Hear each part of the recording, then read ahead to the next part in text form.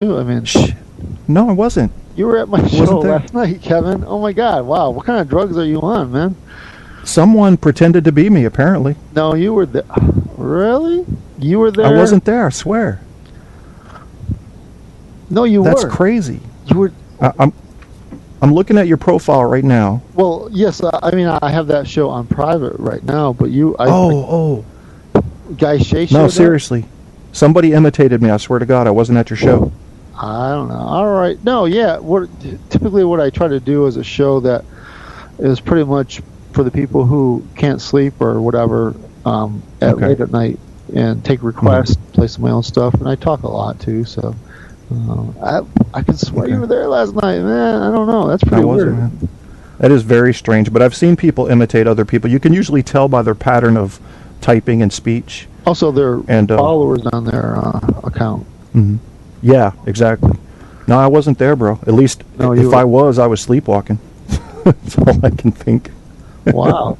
Wait, did you do a show last night though? Didn't you? Or? Yeah, I did a show.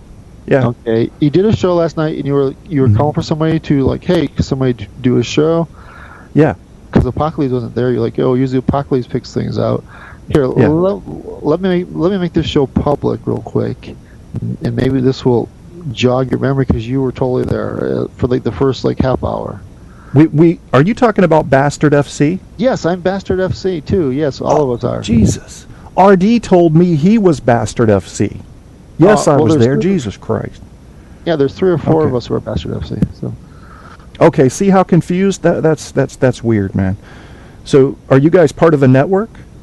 us? No, we're just Yeah. part of the Insomniac crew who kind of Okay.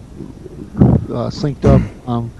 Yeah, but it started off with just we're originally going to have Apocalypse in the group, but for some reason RD vetoed him. So yes, it's Okay. Marco, BA, then Stabby, STA, then RD, Bastard, then FC's like football club or whatever. But I'm sorry. Yeah, I got confused. yeah, you were totally there last night. Guy Shay was there. We tried to get other people to show up. Eventually, Dembski and News Guy showed up. Yeah. Pretty much, if you see a Bastard FC show, it's going to go 5 hours though. So. Okay.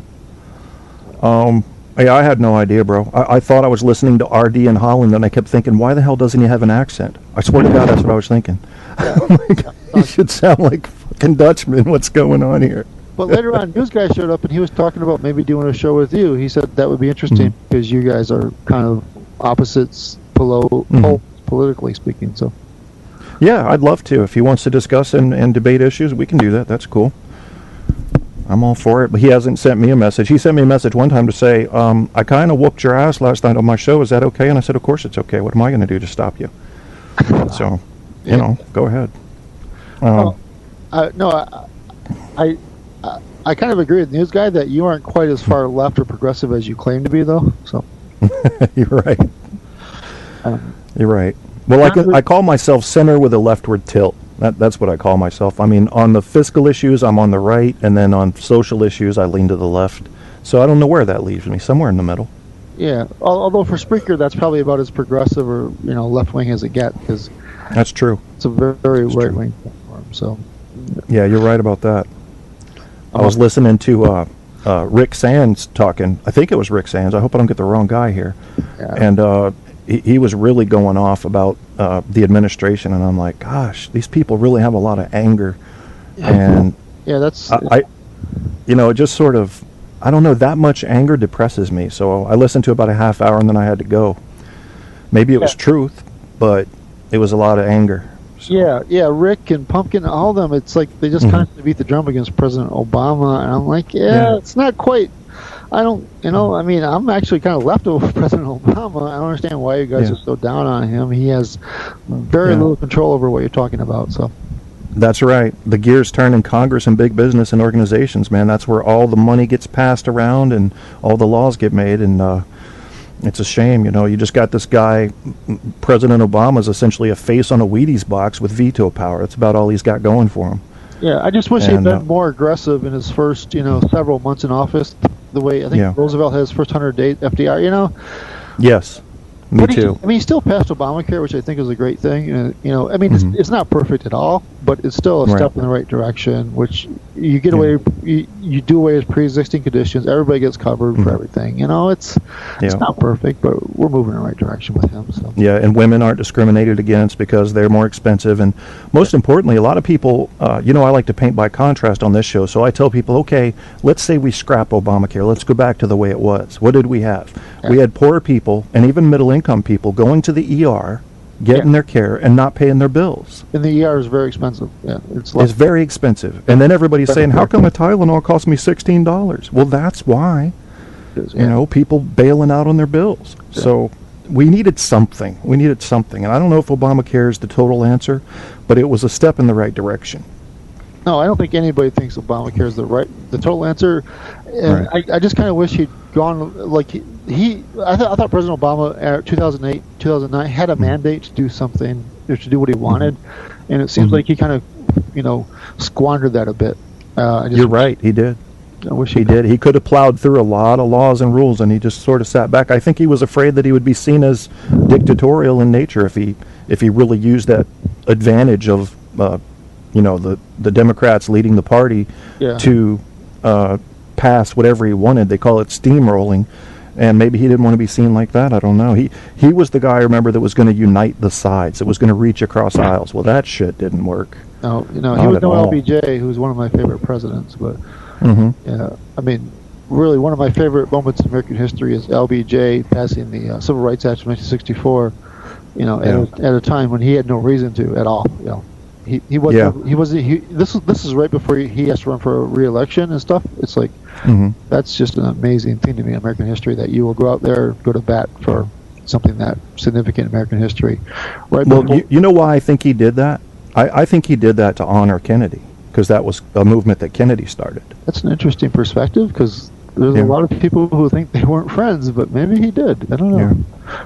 Our RFK and LBJ. It's just so hard to. Nowadays, it seems like we know everything about everybody. I would really love to have TMZ back in 1963. You know? I know, man. I would love to, too. Get all the dirt out, all of it. Yeah, I mean, did RFK really hate LBJ? Who knows? You know, who all was a JFK band? It wouldn't be fun. Yeah. So, and the sad thing about that is anybody can pop up and write a book now. Well, I knew about the relationship between RFK and LBJ. Yeah. They despised each other, and here's what happened. And who can disprove them? You know. So now you're getting fiction books claiming to be, you know, basically snapshots of American history. Yeah. So, and from what you're saying, I mean, which I kind of agree with. I really kind of agree that Johnson probably continued the Kennedy, you know, program and platform, which was to extend civil rights into the South, which he thought would cost the Democrats the South for a long time, but hey, it was the right thing to do. Yeah, I think you're right. So where do we go from here, Barco? How are we going to fix this country now? What's the answer? Do you know? I don't. I kind of like RD's idea that we need to break up into smaller units of governance. That, for instance, what is good for the Mid-Atlantic states, Maryland, Washington, Virginia, the Carolinas, might not be good for the Midwestern states or the Upper Midwestern states, the Dakotas, or the far Western states, or California with their. It just seems like all of our problems are becoming divergent, and you can't have an overarching government to solve them all. But yeah, that's not a bad idea. I had never even heard the regional breakdown plan. That sounds very interesting. I'd like to hear more about that. Well, that's RD's idea, so it's probably terrible.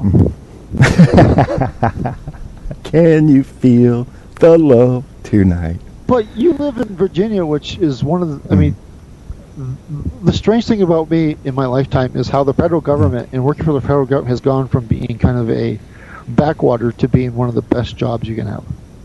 Yeah, that's right. Northern Virginia has become one of the wealthiest areas. Southern Maryland, Bethesda, all those areas. It's just it's a little kind of concerning to that,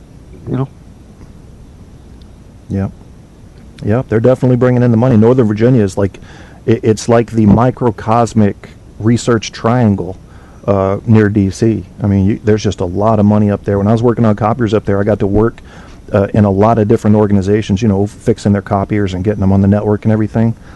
And so I would go in and kind of watch these people and just see how they behaved. And you could just hear these phone conversations, and you could listen to conversations of people coming in and talking about, which lobbyist was leaning in which way. And you really got to sniff some of the dirt out. And I couldn't not listen. It wasn't like I was eavesdropping, but God, some of the stuff I saw in those offices just made me realize it's all about the dollar. And I think one of the biggest problems our American budget has right now is contractors working for the Defense Department and for the government in general. I mean, once a contractor starts getting paid for something, they don't want to stop, so they will invent reasons to be needed. And it takes a very strict and stringent oversight committee to realize when we don't need services anymore and cut some of these contractors loose. And I think we need to do a better job of that. That would be an immediate rebound on the budget. Yeah, but the thing is, it seems like what's happening at the federal level has trickled down to the state, local, and county level. With like San Diego School District, for instance, I saw a picture on the internet the other day. They have an armored personnel carrier for dealing with IEDs. This isn't the county of San Diego or the city of this is the San Diego School District. They have an armored personnel carrier. Why? Why do you have an armored personnel carrier to deal with school kids? I don't,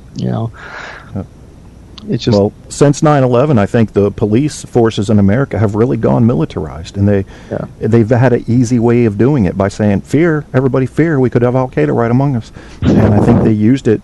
And do you know what they're doing now, Barco? They are hiring private security firms. So if there's a Rodney King incident, well, that was Blackwater that did that. It wasn't the LAPD. They're finding loopholes to get around having to behave legally. It's scary. That's one of the scariest things happening in America to me right now, is what's happening with local police forces.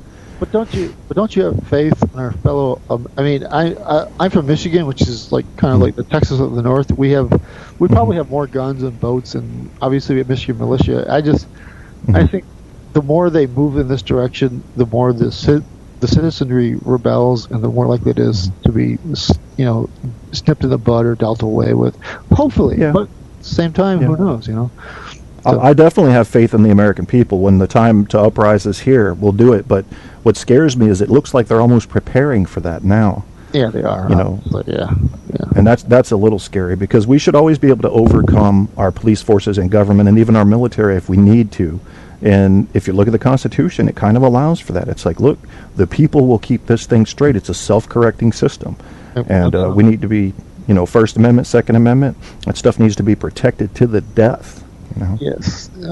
But, I understand the technology is superior that the government's deploying, but do you really think the heart and the gumption to actually deploy that and use that is going to be there? I mean, don't you think that if push comes to shove, that if the government forces in a certain county are said, hey, go out there and suppress these locals who are uprising, the people they are deploying to do that probably might know those locals and might, say, you know what, I don't think I'm actually going to go and kill my neighbor because the government tells me. I don't, hopefully, but.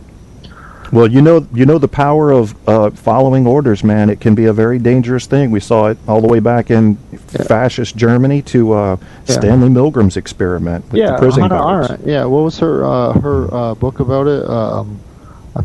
Stanley Milgram, the Milgram 37.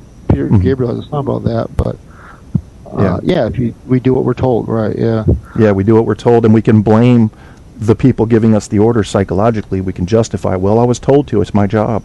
And what you're counting on is that American spirit coming out even in the cops. And maybe that works. I say maybe that. I think all it needs to do is work in a few of them. And once guys say, hey, look, I've got fellow officers here who are not following their orders because they know it's the wrong thing to do. Yes, then I think a common sense tidal wave might overcome that force. But it's still such a gamble. It scares me that they're getting so well prepared, and all we have is our 22 pumps and our Berettas and our 9s. And I don't know, how many will it take to overcome a force if they start saying, I don't even know what would cause this unless it was like a major economic collapse or meteorite hit and the looting was out of control, or, you name it.